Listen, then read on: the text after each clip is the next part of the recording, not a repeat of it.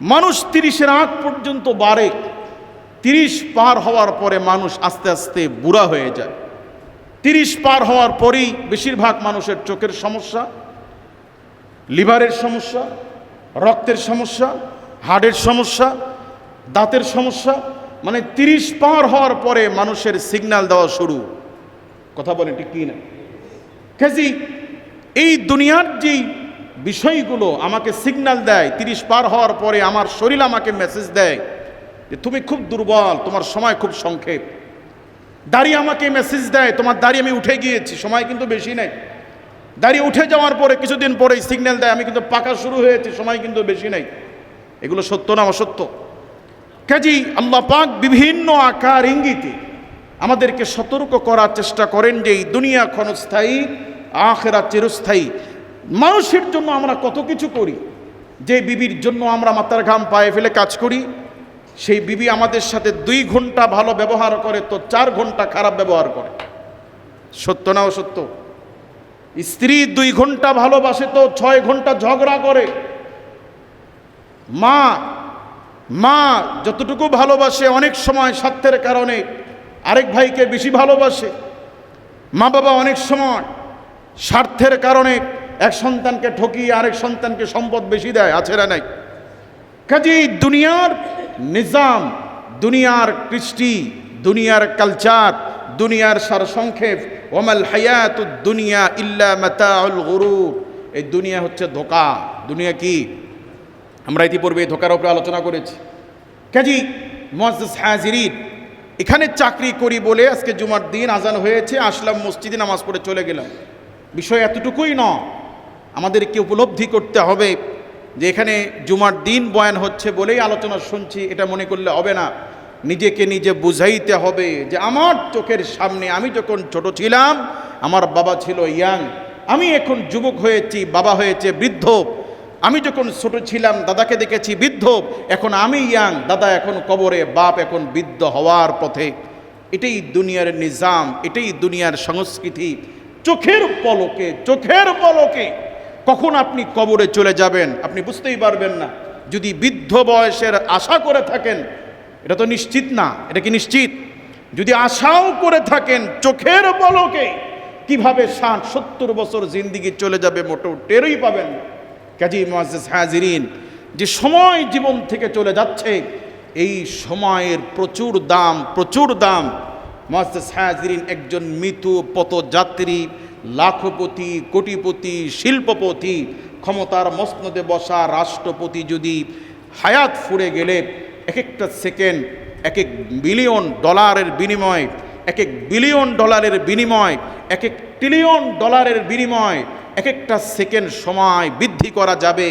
এই সুযোগ যদি আল্লাহ পাক মানুষের জন্য রাখতো, দিত, জমিনে এমন বহু জালিম ক্ষমতার মসনদে থেকে জনগণেরটা জোর করে হলেও, মানুষকে হত্যা করে হলেও বাঁচার চেষ্টা করত। কথা বলেন ঠিক কি না? তাহলে হায়াত আল্লাহর দেওয়া এক মহা নিয়ামত, চাইলেই এখন টান দিয়ে নিতে পারেন। এই ক্ষমতা আমার আল্লাহর আছে না নাই? সন্তানের বাবা হওয়ার যোগ্যতা আল্লাহ দিতেও পারেন, নাও পারেন। সন্তান হলেও সুস্থ হবে না, বিকলাঙ্গ হবে না, প্রতিবন্ধী হবে না, কমন জেন্ডার হবে, পুরোটাই আল্লাহর দয়ার ভিক্ষার উপরে নির্ভরশীল। কথা বলে ঠিক কি? কাজে আল্লাহর দয়া ছাড়া আমার অস্তিত্ব নাই, আমার আমিত্ব নাই। আমি কে? নবী সাল্লাল্লাহু আলাইহি ওয়াসাল্লামের উপর আল্লাহ কোরআন নাযিল করে বলছেন, ইসআলুনাকা আনির রূহ। মানুষ আপনাকে জিজ্ঞেস করে রূহ সম্পর্কে, জীবন সম্পর্কে। আল্লাহ তাআলা বলছেন রূহ কি? আল্লাহ নিজেই বলছেন, কুলির রূহু মিন আমরি রাব্বি। নবী আপনি আমার গোলামদেরকে শোনায় দেন, এই রূহ, এই জীবনটা হচ্ছে আমি রবের হুকুম। আমি হুকুম দিয়েছি বলে হার্টের স্পন্দন চলে, আমাদের হৃৎপিণ্ড চলছে। আমি ঘুমাইলেও এটা বন্ধ থাকে না। জীবনে কোনোদিন আমার ভেতরে আমি এগুলো পরিষ্কার করি নাই। জীবনে কোনোদিন হার্ট কিভাবে চলছে আমি চক্ষু দিয়ে দেখি নাই, কিন্তু আমার ভেতরে যিনি এগুলো পরিচালিত করছেন বলুন তিনি কে? প্রতিদিন টনকে টন রক্ত যে কিডনি ফিল্টারিং হচ্ছে, যে কিডনি আমার রক্ত পরিশুদ্ধ করছে, ফিল্টারিং করছে, যে মহান রবের হুকুমে এগুলো পরিচালিত হয় বলুন তিনি কে? কাজী যে রব আমাকে তিল তিল করে দয়া করে ভিক্ষা দিয়ে আমাকে এইভাবে সুস্থ রেখেছেন, লালন পালন করেছেন। আমি কতটা অকৃতজ্ঞ, কতটা নাফরমান, কতটা বেঈমান, কতটা আমি বিশ্বাসঘাতক যে সে রবের সেজদা আল্লাহ আমাকে আজানের মাধ্যমে আহ্বান করেন, আমি সে নামাজের দিকে যাই না।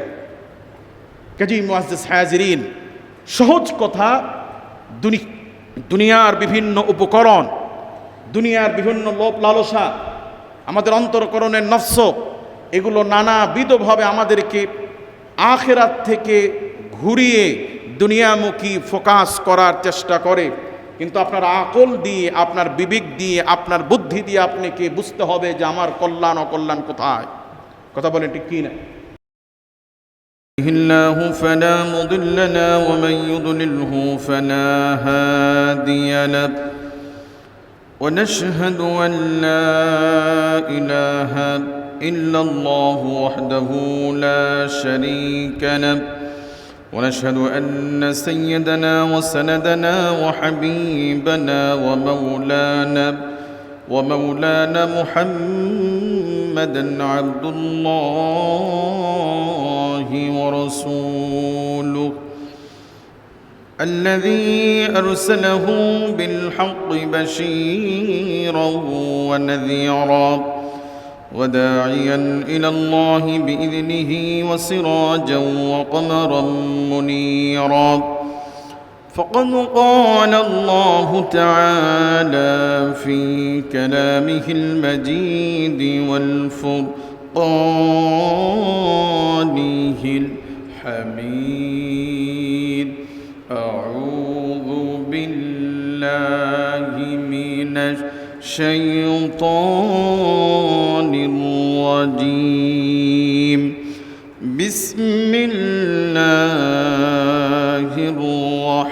الرحمن الرحيم وسيق الذين كفروا إلى جهنم زمرا حتى إذا جاءوها فتحت أبوابها وقال لهم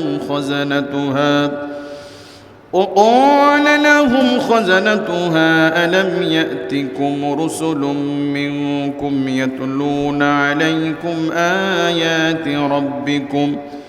آيات ربكم وينذرونكم لقاء يومكم هذا قالوا بلى ولكن حقت كلمة العذاب على الكافرين وقال تعالى يا أيها الإنسان ما غرك بربك الكريم الذي خلقك فسواك فعدلك في أي سورة ما شاء ركبك صدق الله العظيم وصدق رسوله النبي الكريم ونحن على ذلك من الشاهدين والشاكرين والحمد لله رب العالمين